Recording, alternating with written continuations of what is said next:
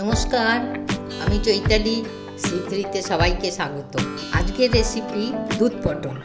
প্রথমে এই পটলগুলোকে ছাড়িয়ে লম্বা লম্বা গোটা গোটাই কেটেছি। তাতে একটু নুন হলুদ মাখিয়ে ভাজবো। গ্যাসে কড়া বসিয়ে দিয়েছি, এই সাদা তেল দিলাম। তেল গরম হয়েছে, আমি পটলগুলো ছেড়ে দিই।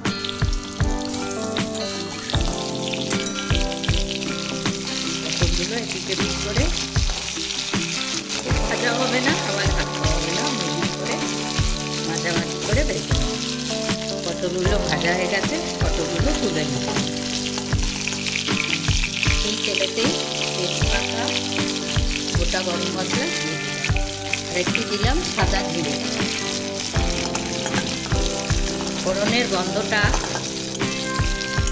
বেরোলে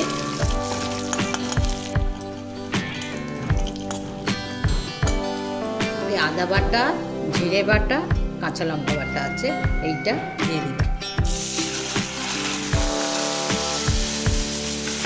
এটা একটু ভাজা ভাজা হলো, দিয়ে দিলাম হলুদ।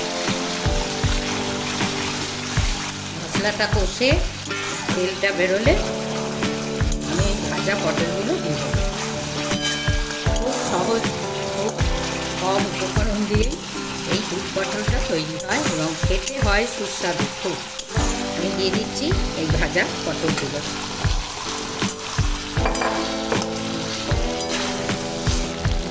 দিয়ে দিলাম একটু গুড়, কারণ নিরামিষ রান্না একটু মিষ্টি না দিলে ভালো টেস্ট আসে না। আর দিয়ে দিলাম পরিমাণ মতো নুন। একটু মিশিয়ে ভালো করে ভাজা ভাজা করতে হবে। একটু মশলাটা বেশ ভেজেছে, এই সময় আমি দিয়ে দেবো এক বাটি দুধ। আমি একটু পটলগুলো সেদ্ধ হতে সময় দেবো। পটলও সেদ্ধ হয়ে গেছে আর দুধটাও গাঢ় গাঢ় হয়ে গেছে।